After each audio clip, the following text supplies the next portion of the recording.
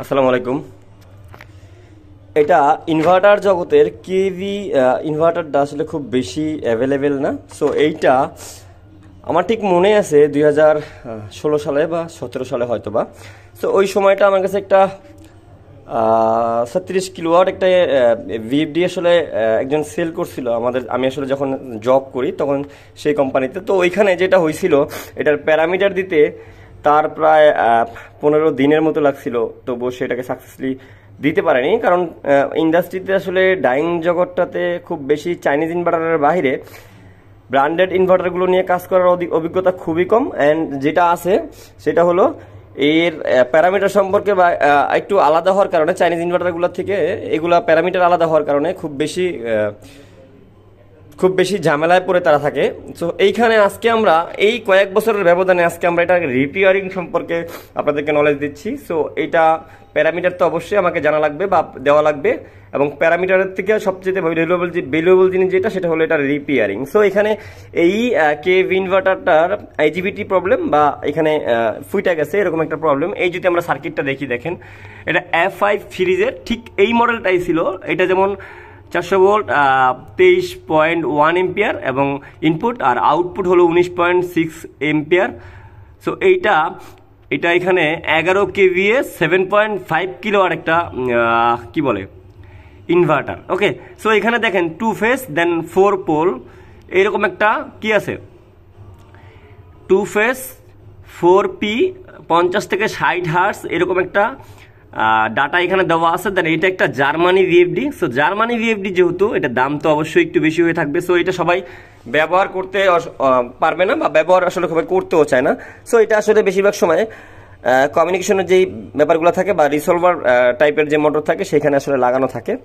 So এইখানে আমরা আজকে এটা রিপেয়ার করবো, অ্যান্ড রিপেয়ার করার পরে যেটা দেখবো সেটা হলো এটা আসলে কি প্রবলেম হয়েছিল। খেয়াল রাখেন, আমরা নেক্সট ভিডিওতে এই জিনিসটা নিয়ে আসবো, বাট আপনাকে অবশ্যই এটা রিপেয়ার করার আগে পার্টগুলো সম্পর্কে একটু জানা লাগবে। খেয়াল করেন, এখানে আমরা এই ডিসপ্লেটা পাচ্ছি, যেটা আসলে এটা একটা প্রফিবাস ডিপি F5 এর কিপ্যাড এবং ডায়াগনস্টিক ভার্সন 2.1 এর একটা ইনভার্টার, এবং এদের ওয়েবসাইট দেওয়া আছে। সো এইখানে এটা V9 পোর্ট দিয়ে কিন্তু কমিউনিকেশন হওয়ার জন্য একটা পোর্ট ব্যবহার করা হয়েছে। অনেক সময় ইথারনেট থাকে, এটা পাইলাম আমরা। আর এইখানে আছে আমাদের ইনপুট আউটপুটের যেই টার্মিনাল কানেকশন সেইগুলা, আর এইখানে আছে আমাদের ক্যাচিং, আর এইখানে আছে আমাদের এটা হলো কন্ট্রোল কার্ড। এটা কন্ট্রোল কার্ড, এই যে এটা হলো কন্ট্রোল কার্ড।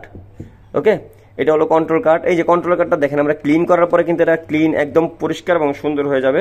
এটা কন্ট্রোল কার্ড যেটা আছে এই যে এখানে জ্যাক টাইপ ব্যবহার করার জন্য এখানে সব ডাটাগুলো দিয়ে দিচ্ছি। আর এই জিনিসটা আমি সবসময় বলে থাকি যে এই জিনিসটা আসলে সমস্যা খুবই কম হয়, ব্র্যান্ডেবল জিনিসটা। লোকাল জিনিসগুলো তো সিপিইউ কার্ডে খুব বেশি বা কন্ট্রোল কার্ডে খুব বেশি সমস্যা হয় না। এটা আমরা এখানে রাখবো। দেন তারপরে যেটা আছে সেটা হলো এখানে আছে এটা হলো বাস বোর্ড, মানে এটা বাস বোর্ড বলতে বোঝাচ্ছে এখানে ক্যাপাসিটরের কম্বিনেশনে একটা সার্কিট, যেটা আসলে এখানে যে প্লাস আর মাইনাস দিয়ে লাগানো আছে। দেন সাথে এখানে যা জিএনডি কে ব্যবহার করা হয়েছে। তো এটা খুললে আপনারা এই পার্টটা আলাদা হয়ে যাবে। তারপর নিচে গেলে আপনারা এই যে আইজিবিটি লাগানোর একটা জায়গা পেয়ে যাবেন। ওই যে আইজিবিটি খোলা আছে অলরেডি। সো আইজিবিটি লাগানোর পরে আমরা এখানে একটা ফ্যান পাচ্ছি, যে ফ্যানের কানেকশন। দেন ফ্যান দুইটা হইতে পারে। সো এখানে ফ্যানের কানেকশন দুইটা হইতে পারে, দুইটা দেওয়ার জন্য দুইটা লাইন করা আছে, অথবা থার্মোস্টার আপনি লাগাইতে পারেন যদি থার্মোস্টার হয়ে থাকে। এটা আমাকে দেখতে হবে যে এই পোর্টটা আসলে কিসের। সো এটা আমরা পরবর্তীতে দেখে নিব। আর এই পাশে আছে কি আমার, এই পাশে আছে এই যে সিম্পল SMPS-টা আছে। সো এখানে কিন্তু সিম্পল জিনিসটা, এটা রিপেয়ারিং করা কিন্তু খুব বেশি কঠিন হবে না আমি মনে করি। সো এইটা রিপেয়ারিং করে আমি আপনাদেরকে দেখাবো যে আসলে এটা কি প্রবলেম হয়েছিল এবং কি ধরনের সমস্যা আমরা ফেস করছি।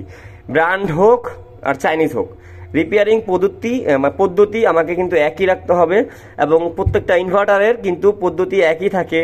এর সার্কিটের ডায়াগ্রাম এবং সার্কিট সম্পর্কে যদি আমরা দেখতে যাই, আচ্ছা এইখানে একটা জিনিস আমার কনফিউজ হচ্ছে যে এইটা মেবি কেউ গুতাগুতি করছে সিপিইউ কার্ড নিয়ে। আচ্ছা আচ্ছা, দেখা যাবে পরবর্তীতে। আমরা যেভাবে দেখতেছি, আপনারা দেখতে পাচ্ছেন এখানে সোল্ডারিংগুলো দেখতে পাচ্ছেন ভালো করে। এখানে মনে হচ্ছে কেউ তাতাল দিয়ে কাজ করছে, বাট আমরা কালকে কাজ করার পরে দেখতে পারবো। এবং সবচেয়ে আগে যেটা জরুরি পড়বে সেটা হলো ক্লিন করা। সো আমরা নেক্সট ভিডিওতে এটা সমাধান দেখাবো। এটা শুধুমাত্র আমরা যেটা করি, একটা কাজকে প্রথমত আপনাদেরকে দেখাই, যাতে করে আপনারা কনফিডেন্স পান যে আসলে সব জিনিসগুলো হয় বা রিপেয়ারিং সব কিছুতেই পসিবল। ওকে, এটা সময় দিলে এবং রিপেয়ারিংয়ের জন্য আপনাকে যদি কেউ সময় দেয়, আপনি এটা দ্বারা করতে পারবেন। এই কনফিডেন্স আপনার এবং যিনি আপনাকে কাজটা দিবে তার থাকতে হবে, যে যদি যথেষ্ট সময় রিপেয়ারিংয়ের লোক পায় তবে রিপেয়ারিং করতে পারবে। ওকে, এখানে আপনার কম্বিনেশন, এখানে দেখেন দুইটা প্রোগ্রামিং কেবল এবং কেমন এই যে প্রোগ্রামিং কেবলের জন্য এটা জায়গা রাখা হয়েছে। আর এগুলো হলো ইনকোডার বা অনেক সময় মডিউল লাগাই, আমরা এক্সটার্নাল মডিউল লাগাই, সেগুলো দেখার জন্য ইনকোডারের মডিউল লাগাইতে পারি। আর যেহেতু রিসলভার ব্যবহার করা যায়, এরকম পোর্ট দেওয়া আছে। আমাকে এটা ডায়াগ্রাম দেখতে হবে, আমি সবগুলোকে ফাইন্ড আউট করার জন্য কোনটা আসলে কিসের পোর্ট, আমাকে ডায়াগ্রাম দেখতে হবে বা ম্যানুয়াল দেখতে হবে। সো ম্যানুয়াল নির্ভর কিন্তু আপনাকে হতে হবে। এবং এখানে এই ক্যাপাসিটারগুলো যদি একটু দেখেন, ভালো মানের ক্যাপাসিটার, 4 পিন বা 3 পিনের কিন্তু এখানে কানেকশন দেওয়া আছে। সো এগুলোকেও দেখে কাজ করবেন। আমরা নেক্সট ভিডিওতে এটার সমাধানটা নিয়ে আসবো, দেখা হবে নেক্সট ভিডিওতে। আর এগুলোকে আমরা কাজ, যেহেতু আজকে আমরা ভিডিওটা সমস্যা দেখাচ্ছি, অবশ্যই নেক্সট ভিডিওতে এটার সমাধানটাও আমরা দেখাবো এবং সমাধানটা কি হয়েছে কিনা সেটা আপনারা দেখতে পারবেন। ওকে, ভালো থাকবেন সবাই, দেখা হবে নেক্সট ভিডিওতে। আমি সবসময় আপনাদের জন্য এই জিনিসটা শেয়ার করতে চাচ্ছি এই কারণে যে আপনি কনফিডেন্সলি রিপেয়ারিং কাজে আগ্রহী হয়ে যান এবং আগ্রহী হয়ে যান আপনি রিপেয়ারিংয়ে চলে আসেন। রিপেয়ারিং কাজটা খুবই মজার এবং এটা আসলে একজন টেকনিশিয়ানের জন্য খুব ভালো একটা জব আমি মনে করতেছি। আপনারা চাইলে এই ডিপার্টমেন্টে আসতে পারেন। কাজটা কঠিন, সময়ের শিখার সময় মনে হবে, বাট কাজে গিয়ে আপনি এটা আসলে খুব বেশি কঠিন মনে হবে না। ভালো থাকবেন সবাই, দেখা হবে নেক্সট ভিডিওতে। আল্লাহ হাফিজ।